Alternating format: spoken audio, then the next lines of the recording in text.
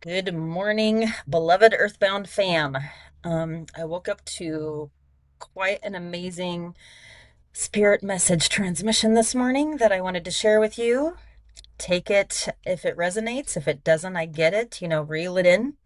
If it resonates with you, if it doesn't, please release it and send it on its way to somebody who may enjoy it. And then after I got done receiving this message, the first thing that I did was got up and looked at the star charts today. So after the transmission is over, I wrote a little um, bit about what's going on up there, or at least as I understand and interpret what's going on up there. So please, if you're interested in hearing that, stick around. And if you're not, sorry, excuse me, cat fluff all in my face all of a sudden. If you're interested in sticking around to hearing what my interpretation of that is, great. And if not, again, no problem. But I'm just going to start this, and here we go. Let me read you this transmission first. Begin transmission. On July 4th, 2026, Mars and Uranus are conjunct at the 3rd degree of Gemini. Mars is the pure force of creation in his positive aspects and the pure force of eruption in his negative aspects. Uranus is the pure force of freedom for all and excuse me. Uranus is the pure force of freedom for all in his positive aspects and the pure force of blowing away all obstacles that get in the way of this freedom. The two of them coming together in the first most potent degrees of Gemini will result in a force of liberation that has not been known before. Some will experience this liberation as detriment or extreme loss of people, places, or things, and some will experience this liberation as being unburdened and released from ties that bound them to things that were no longer serving them. Either way, liberty will be the result. The path to this liberty will be determined by the perception adopted. If an inner standing can be reconciled and accepted that the forces of the universe, that means our Mother, Father, God, our guides and our guardians, our angels, ancestors, ancients, and ascendants. So let me go back for that. If an inner standing can be reconciled and accepted that the forces of the universe are working for the highest and greatest good in whatever circumstances are being experienced to bring a betterment not yet experienced, this liberation will be a path of pleasure to a paradise unknown to exist. This liberation will be a path of pleasure to a paradise unknown to exist as of yet. If it is perceived that the forces of the universe are working against or hindering this betterment in the making, an energetic barrier will be erected, blocking the desired achievements, which will result in feelings of being misunderstood, feelings of lack, feelings of insecurity, and feelings of hopelessness. The choice as to which path to take is completely up to how it is decided to accept what is to come. To yourselves, becoming a best friend or a worst enemy is a choice of free will, but both of these things cannot expand simultaneously. Love and hate can no longer exist in the same spaces. The one that is fed by the individual's energy is the one that will endure. This is why it is imperative to be in tune with the basis of the self's feelings, thoughts, and behaviors at this time, instead of adopting or latching on to the feelings, thoughts, or behaviors of others. Latching onto others' feelings, thoughts, and behaviors destroys authenticity and murders the truth of individuality. Individuality and identity are not the same thing. Let me take a drink of coffee before I go into this next part. Okay, it's very early. Let me read that last sentence again and move on. Individuality and identity are not the same thing. You are losing yourself by adopting the emotions and mentalities of others. The earth plane pandemic of constant identification of and with others has slowly and craftily stolen the individuality of the self. Each human ventured to earth plane to have an individual experience of being a human form, embodying the earthbound senses while operating within a collective of human identity. This does not mean that all are meant to be the same. Rather, it means that all are, in the truth of the angelic light, already the same. But the experiences as human earthbound forms are not the same, as they are each unique to the spark of the divine's wishes in this earthbound experiment that each soul agreed to live out during their own individual journey. I know it's pretty deep. The guides are deep. The guides are deep. Okay, let's move on. The great separation of Earth and Gaia has arrived. It was hoped that there would be no need for separation, that the soul and the spirit of the two would merge. There is still hope that as July 30th approaches, this point will be a pivotal point for all of humanity.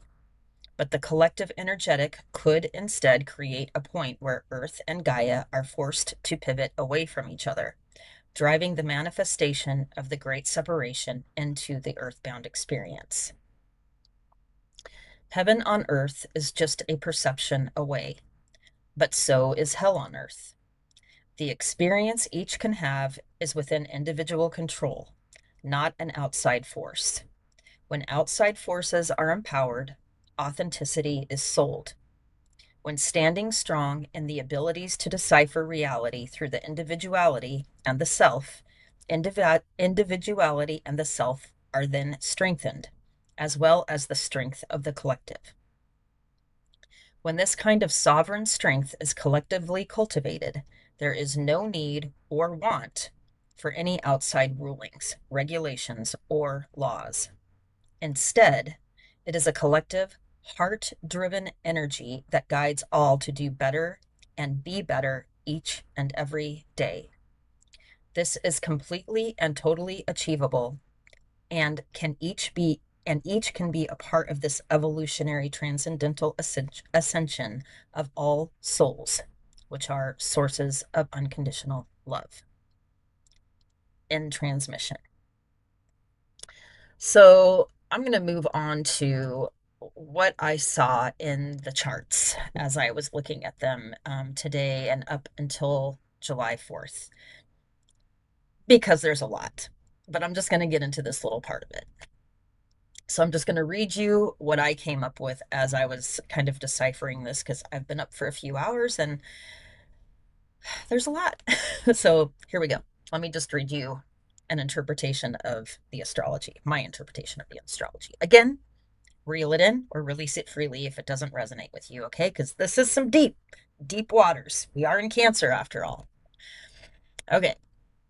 So today, King Jupe is in the 0 degree between the houses of Cancer and Leo at this time. He is sitting smack dab in the middle of the strongest feminine force house of Cancer, ruled by Mama Moon, and the strongest masculine force house of Leo, ruled by Father Sun. King Jupe, for all intents and purposes, is the great benevolent expander of all that he touches. As he sits in this 0 degree of these houses, he is reading the energetics we, as a human collective, are pushing out into the aether of our universe. Whichever energy is the most intense as we enter into the next few days will be the one that is expanded upon during Jupe's journey through the house of Leo, which will be about a year's time. Although this will be a collective experience for us earthbounders, it will also determine the direction of our individual paths as we move toward July 30th, when the North Node and the South Node enter into their new houses. Get to where I'm going, sorry. North Node will enter into the house of Aquarius. South Node will enter into the house of Leo. North Node is the direction in which we should be going. South Node is the direction in which we should be moving away from. Aquarius is the elder air sign and the house of freedom, revolution, innovation, and acquiescence through fiercely feminine energy.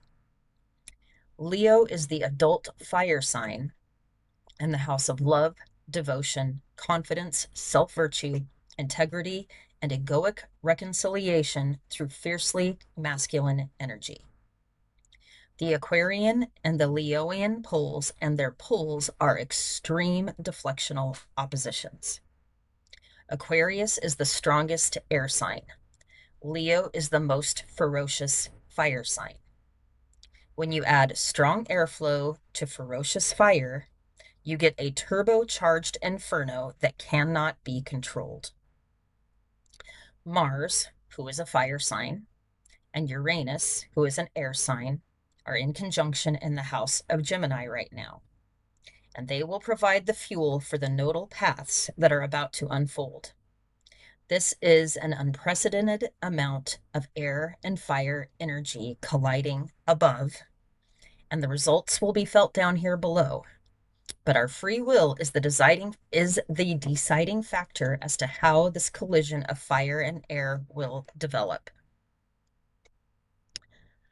Each of us has a choice as to what we want to build within the human experience as these paths become clearer. Individualism, while holding space for community and collectivism, will bring strength through unity and collaboration. And let me just pause for a minute, because I understand if this isn't something that is resonating with you. I totally get that. This is literally a message for people who do resonate with this type of train of thought, I guess, right now in the world. And if that isn't you, I totally understand. Please leave this message behind. But if this is you, I hope that you'll stick around and listen to the rest of what this message has to say. And even if this isn't something that you completely get at this particular point in time, you may find a message for you in here that can help you understand what it is that I'm talking about. This is truly for those who have the hearts to feel, the minds to see, and the souls who know. And that could be you. You might just have to find a quick little bit of remembrance in some of these words. But again, if this isn't for you, by all means, let it go. So I'm going to start this paragraph over again with that being said. Each of us has a choice as to what we want to build within the human experience as these paths become clearer. Individualism, while holding space for community and collectivism, will bring strength through unity and collaboration. Those who choose to strengthen their identity will find themselves stripped of a mask they forgot they were wearing and discover that they do not yet know the self that lives within the human shell. This can be very dislodging and can lead to self-destructive behaviors that are toxic to anyone and everything around them. It can result in the deepest sense of victimization that has been instilled through their own doings, but projected out in a self-deception that makes it seem like the whole world is against them, which can further result in lashing out through violence, through abusive actions or words, and through an annihilation of soul, the source of unconditional love. However, there is a portal that opens on July 2nd, and if you are watching this on Substack, I'm going to have all of this typed out, and I will put in what the chart looks like on July 2nd. So let me start that again. You'll see exactly what I mean when I say that portal, because there is a X marks the spot right there in front of your face. So anyway, like I said, if you're not watching this on Substack, you can go ahead and click over onto my Substack and you can read it there and you can see this chart. So with that being said, however, there is a portal that opens on July 2nd, and each of us can walk through it into a whole new world of possibilities rather than dwelling in discrepancies. To walk through this portal, it will take self-realization, acceptance of self-made circumstances, and the ability to forgive the self and others with full grace and authentic heartfeltness. I'm not sure that that's a word, but that's what I mean, heartfeltness. Father, Son, and Cancer offers us the chance to burn away all of the gunk and the junk we've accumulated through trying to please others, and instead, focusing our attention on caring for ourselves and those we love the most. This is how we enrich our souls, our sources of unconditional love, and create a better world without lack, without competition, without segregation, and without condemnation. But each of us must do the individual work to accomplish the collective goal. And the truth is, some are just not ready to give up the lack, competition, segregation, and condemnation. They are, after all, addictive behaviors, and they are also the very devils that each of us blames for perceived misfortunes of ourselves or of others. There is no more hand-holding from the universal energetics here. We have been given the gift of free will to determine our paths to our destinies, and those paths are to be walked in heartfelt confidence and consolidation of the purified body, mind, and soul. If this is understood, then our paths will gather together in the unification of Gaia's children as we come together through the systematic extinction of what was to gather our hearts, minds, and souls in building a better world. I know that's a deep one. I know it's a deep one, y'all. I know it's a deep one. So I hope you'll take the time to kind of re-listen to it, especially the spirit message, and try to take it all in, just see what you feel when you listen to these words. It's an interesting time that we're coming into, a time we have never ever experienced before as a human collective on Earth since humans were developed, I guess is the best way to describe that.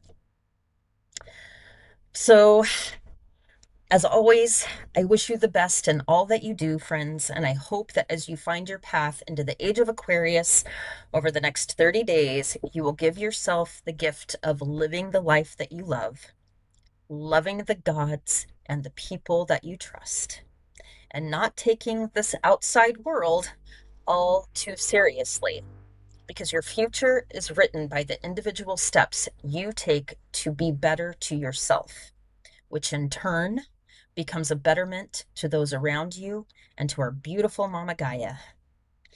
All that is required is taking the steps to creating a better place in our universe with pure, authentic intention to do so.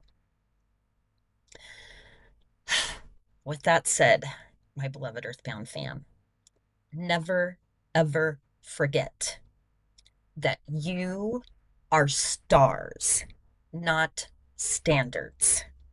Now go shine and have yourself an incredibly joyful day. Blessed be.